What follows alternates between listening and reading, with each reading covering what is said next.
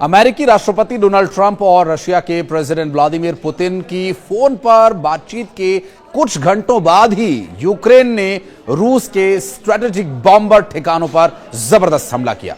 जी हां, नमस्कार, मैं हूं आशीष त्रिपाठी। आपके साथ ये खबर इसी वीडियो में अंत तक आपको ये समझाने की कोशिश करेंगे कि क्या वाकई जो शांति की बातें चल रही हैं, जो युद्ध विराम की बातें चल रही हैं, उस ओर उठाए जा रहे कदम का कोई असर हुआ भी या नहीं।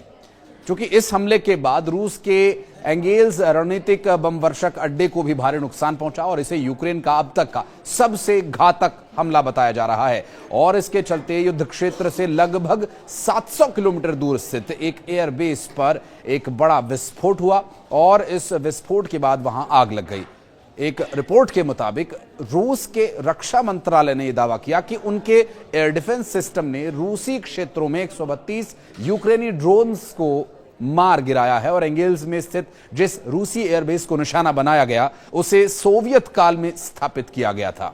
इस एयरबेस पर टुपोलेव Tu-160 परमाणु सक्षम भारी रणनीतिक बमवर्षक विमानों को तैनात किया गया है, जिसे व्हाइट स्वान भी कहा जाता है। और इस व्हाइट स्वान यानी जिस तरह से एक बड़ा भारी भरकम बमवर्षक होना चाहिए उसी तरह की कैपेबिलिटीज इसके पास हैं।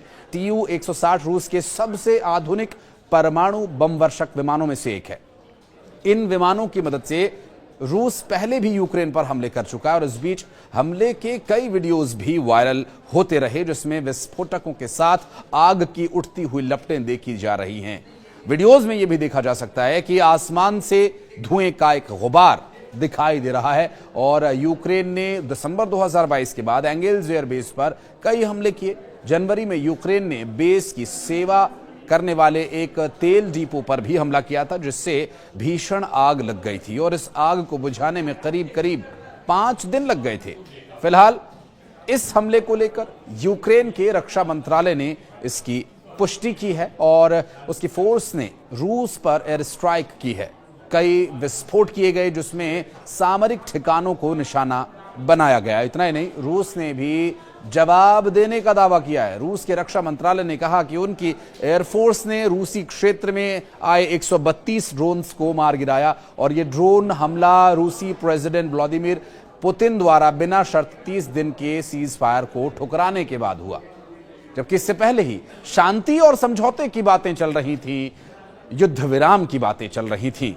यूक्रेन के राष्ट्रपति व्लादिमीर जेलेंस्की ने कहा कि हम सशस्त्र बलों, नौसेना, नेशनल गार्ड्स, प्रादेशिक रक्षा बलों आदि में सेवाएं देते हुए स्वतंत्रता के लिए लड़ाई लड़ने वाले सैनिकों, सार्जेंट्स और अधिकारियों को वापस ला रहे हैं। यूक्रेनी नेता ने मंगलवार को कहा था कि सभी युद्धबंदियों को, पकड़े गए नागरिकों को रिहा करना शांति की दिशा में एक महत्वपूर्ण कदम होगा और इससे दोनों देशों के बीच विश्वास में बहाली करने में मदद मिलेगी। उन्होंने कई बार सभी कैदियों की अदला बदली की भी मांग की थी और इससे पहले यूक्रेन के प्रेसिडेंट व्लादिमीर जेलेंस्की ने सीज फायर को लेकर अमेरिका के प्रेसिडेंट डोनाल्ड ट्रंप से फोन पर बातचीत भी की। उन्होंने रूस पर युद्ध विराम प्रस्ताव को न मानने का भी आरोप लगाया था।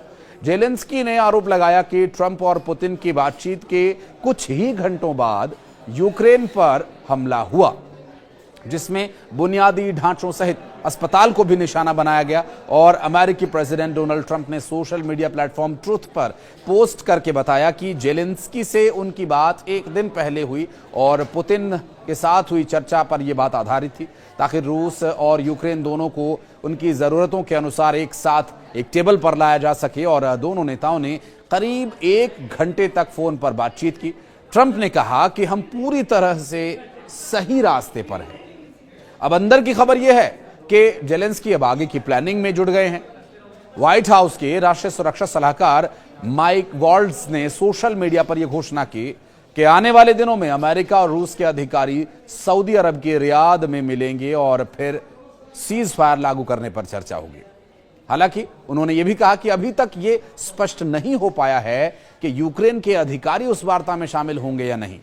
दरअसल एक एजेंसी की रिपोर्ट के मुताबिक जेलेंस्की ने यह जानना चाहा कि एक दिन पहले ट्रंप और पुतिन के बीच सीज फायर को लेकर आखिर क्या बातचीत हुई थी, जो उन्होंने यूक्रेन पर फिर से हमला कर दिया, जिससे वो आगे के प्लान बना सके।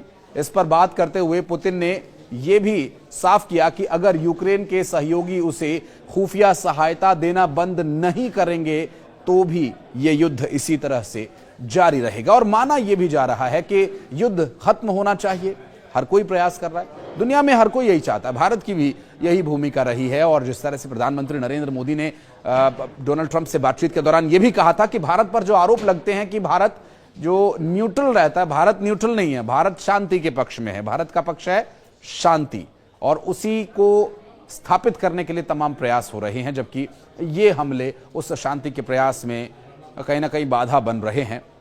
शांति कायम किया जाना ही एक प्रयास मात्र होना चाहिए। हालांकि इस परिस्थिति से निपटना या इससे बाहर निकलना कितना मुश्किल होगा, अब ये भी देखने का विषय होगा। इस युद्ध विराम की चर्चाओं के बीच एक बार फिर से दोनों तरफ से हो रहे हमलों को लेकर अगर आप कुछ कहना चाहते हैं तो कमेंट सेक्शन में आकर जरूर बताइएगा। वीडियो में कुछ और इन्फॉर्मेशन अगर आपको लगता है कि मिसिंग है, उस बारे में अगर कोई सलाह, कोई राय आप देना चाहें, कमेंट सेक्शन आपके लिए बाहें फैलाए खड़ा है। धन्यवाद।